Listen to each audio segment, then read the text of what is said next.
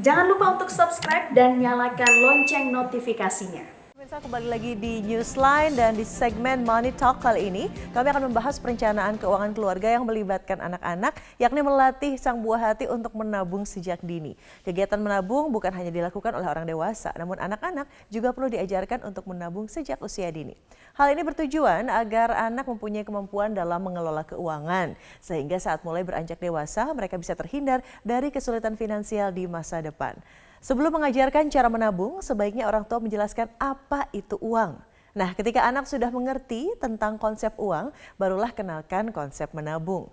Anak kecil biasanya suka sesuatu yang menarik bentuknya. Anda bisa menggunakan celengan dengan bentuk lucu atau bisa juga dengan karakter mainan favorit kesukaan anak. Nah, Anda juga tentunya bisa menjelaskan bahwa menabung itu membantu mewujudkan apa yang menjadi keinginan anak. Kuncinya katanya adalah ia harus mengumpulkan dan menyimpan uang sedikit demi sedikit. Ketika uang sudah cukup terkumpul, barulah keinginannya bisa tercapai.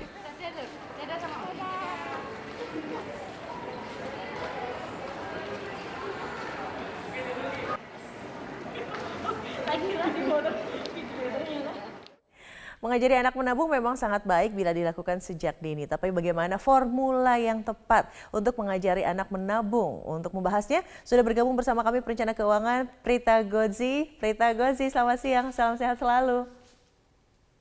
Selamat siang Mbak Widya. Mbak Prita, idealnya sejak usia berapa sih anak ini sudah diajari tentang konsep uang dan juga menabung? Karena ada beberapa orang tua yang kayak, ih masih kecil jangan diajarin soal uang. Justru harus ada formula tepatnya begitu supaya mengerti konsep uang dan juga nantinya konsep menabung. Silakan Mbak Prita. Nah, berbagai literatur dan juga studi sudah mengungkap bahwa ternyata anak itu sudah mulai bisa diajarkan sejak usia TK. Jadi taman kanak-kanak mungkin sekitar 4 tahun, itu mereka sudah mulai dikenalkan dengan konsep uang dan nilainya. Nah, maksudnya gini, misalnya satu burger itu harganya sekian. Nah, sebenarnya satu burger ini misalnya bisa beli apa lagi? Atau misalnya dia ingin mainan, oh mainan ini setara dengan sekian banyak burger. Nah, dengan demikian anak itu akan paham, oh seperti apa ya sebetulnya nilai dari uang ini. Jangan sampai kita juga bohongi anak dengan konsep semakin banyak lembarannya berarti nilainya semakin tinggi padahal lembarannya 1000-an. Iya. Itu biasanya dilakukan ketika hari-hari besar keagamaan ya. Memberikan banyak sekali lembaran uang padahal isinya mungkin hanya Rp1.000 tapi karena banyak begitu. Jadi jangan jadi tricky ya, jangan jadi orang tua yang tricky. Nah, untuk tahap awal ini cukup tidak sih dengan katakanlah anak ini harus menabung di celengan misalnya. Tadi kan dikatakan ada celengan yang bentuknya lucu atau karakter favorit anak-anak. Atau seperti apa, lebih mutakhir lagi semakin anaknya dewasa semakin mengerti konsep tentang e-wallet misalnya Mbak Prita?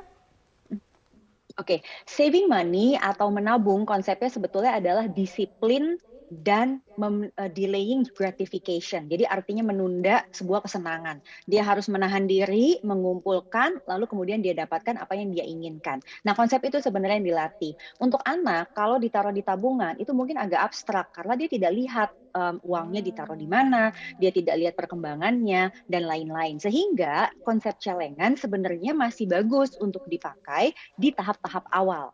Nah, kalau ditanya apakah harus membuat sekian banyak celengan, bisa saja karena tujuannya adalah supaya anak paham saya mengumpulkan sekian dengan target mendapatkan apa.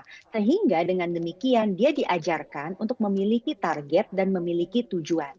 Nah, seiring dengan usia anak bertambah Mbak Widya, baru kita kenalkan dengan konsep tabungan anak dan juga bahkan nantinya dengan konsep investasi. Nah, ketika sudah tadi jelas ya konsep dan formula yang paling baik untuk anak usia dini adalah dengan melihat secara nyata, oh ini bentuk uangnya. Boleh juga dibagi-bagi celengan misalnya, oh ini untuk beli mainan atau oh ini untuk beli sepatu. Nah, ketika anak seiring usianya bertambah juga kita ingin mengajak ke bank. Ini juga menjadi momen yang penting menurut saya untuk mengajarkan kepada anak-anak. Misal mungkin pengalaman pribadi dari Putri Mbak Prita yang saat ini mungkin sedang menabung untuk sekolah balet misalnya, diajarkan seperti apa Mbak Prita? Iya, jadi anak-anak saya juga memang sudah mulai diajarkan sejak dini. Konsepnya itu sebenarnya awalnya dari earning money, karena kita nggak akan bisa datang ke bank kalau anak tuh nggak dapetin uang. Jadi dia mesti paham nih konsep earning money. Berarti kalau anak dia dapetnya dari uang saku, dari angpau, atau kalau dia misalnya berprestasi dan dapat hadiah. Lantas setelahnya kita ajarin mereka bagi tiga. Bagi tiga itu menjadi spending atau belanja, saving money, dan juga donating atau sharing. Nah sekarang konsep yang saving money-nya ini nih yang kita akan ajak mereka untuk datang ke bank. Pada saat kita datang ke bank, fisiknya anak harus ikut. Atau kalau sekarang dengan konsep bank digital, anak ikut nih, klik, klik, klik, dan dia lihat. Dan kita betul-betul memang membawa mereka di journey atau pengalaman uang real, meskipun koin-koin, itu dimasukkan ke bank. Sehingga teller bank juga nggak boleh menolak. Waktu itu saya lakukan itu selalu untuk anak saya. Jadi saya bilang, walaupun banyak koinnya, teller tidak boleh menolak. Harus dihitung satu per satu. Jadi anak paham, oh memang dari uang fisik pindah nih masuk ke rek tabungan. Lantas tidak berhenti di situ, orang tua bisa mengajarkan mereka untuk melihat saldonya bertambah atau tidak.